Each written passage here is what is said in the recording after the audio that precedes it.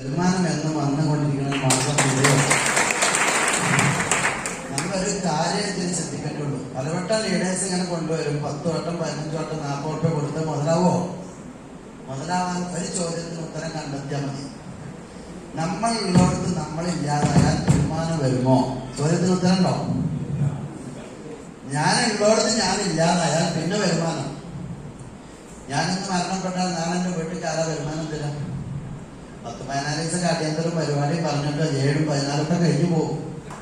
പിന്നെ സഹായിക്കാൻ ജാസിനാണ്ടി എന്നാൽ ആൾക്കാരെന്താ പറയാ? മനസ്സിലായോ? അതുകൊണ്ട് നിങ്ങൾ ഒരു ബാനിങ് ഡിസൈർ, കത്തിച്ചൊലിക്കുന്ന ഒരു ആഗ്രഹം. എപ്പോഴും എന്റെ വിജയ് സാർ എപ്പോഴും പറഞ്ഞൊരു വാചക, ബാനിങ് ഡിസൈർ. നല്ല കാര്യമുള്ളൂ. ഒരു റോക്കറ്റ് മേലോട്ട് കുതിക്കുന്നത് പോലെ മൂട്ടിൽ തീയുണ്ടായില്ല. ഓക്കെ, അതേപോലെ കത്തിച്ചൊലിക്കുന്ന തീവ്രമായ ഒരു ആഗ്രഹം നിങ്ങൾക്കുണ്ടെങ്കിൽ മാത്രമേ ഇതിൽ വിജയിക്കാൻ കഴിയുള്ളൂ. ഇപ്പൊ പ്ലാൻ പ്രസന്റേഷൻ ചെയ്തപ്പോഴും എന്തേ പറഞ്ഞത്? മൈ ലൈഫിൽ വന്നാൽ വിജയിക്കോ? ജോയിൻ ചെയ്താൽ വിജയിക്കോ? ഇല്ല, വിജയിച്ചവർ ചെയ്തതുണ്ടോ അത് ചെയ്താൽ വിജയിക്കും, അത്രമാത്രം. അപ്പൊ അതുകൊണ്ട് തന്നെ നമ്മൾ ആഗ്രഹിക്കുന്ന ഒരു ഭാഗത്തേക്ക് നീങ്ങി ഫൈനാൻഷ്യൽ ഫ്രീഡവും ടൈം ഫ്രീഡവും ആസ്വാദകരമാക്കാൻ എന്ത് ചെയ്യണം? നമ്മൾ ഇതിൽ ലീഡേഴ്സ് പറഞ്ഞത് സറണ്ടർ ആയിട്ട് അനുസരിച്ചേ പറ്റും. ഇത്ര നിങ്ങൾക്ക് സാധിക്കുമെന്ന് മാത്രം. ഈഗോ ഒന്നും വേണ്ട. എന്നെ കണ്ടാൽ തോന്നോ ഈഗോ ഉണ്ട്? തോന്നുമെങ്കിൽ ഞാൻ തിരുത്തണം. വേറെ ഒന്നുമില്ല, വേറെ മാർഗമൊന്നുമില്ല. അപ്പൊ അതുകൊണ്ട് ഈഗോ, ABCD നിങ്ങൾ പഠിച്ചിട്ടുണ്ടോ? A attitude, B belief, C commitment, D duplication. ഈ 4 സാധനം വേണ്ടെന്ന് പറഞ്ഞോളൂ. ഈഗോ എന്നാ പറഞ്ഞത്, ഈ വേണ്ട. ഈഗോ ഉള്ളവർക്ക് വിജയിക്കാൻ കഴിയില്ല.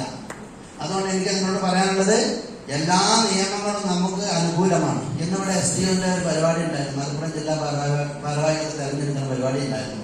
അതിൽ മലപ്പുറം ജില്ല രൂപീകരിച്ചു. ഞാൻ ഒരു പങ്കെടുത്തിട്ടാണ് വരുന്നത്. അതേപോലെ CIT ഉണ്ടാവും, പല സംഘങ്ങളുണ്ടാവും. ആരും ഒരുമിച്ച് കൂടി നിന്നാൽ നമുക്ക് നേടാൻ പറ്റാത്തതായി ഒന്നുമില്ല എന്ന് നമ്മൾ തിരിച്ചറിയണം. നിങ്ങൾക്ക് 1 കോടി രൂപ വരുമാനമുണ്ട്, പക്ഷെ ഭാര്യ പറയാണ് നമുക്കൊരു ടൂർ പോവല്ലേ എന്ന്. അപ്പൊ ഭാര്യനോട് പറയാണ്, എവിടെയാണ് എനിക്ക് നേരം? അങ്ങനത്തെ എന്തിനും പറ്റും ഇവിടെ. അപ്പൊ നമുക്ക് 3 തലമുറകൾക്ക് വേണ്ടി ഉണ്ടാകുന്ന നോമിനേഷൻ ഫെസിലിറ്റി കേട്ടിരിക്കാനുള്ളതല്ല. നമുക്ക് എന്തെങ്കിലും ഉണ്ടാക്കണം, ആസ്വദിക്കണം. ഇവിടെയാണ് സ്വർഗം.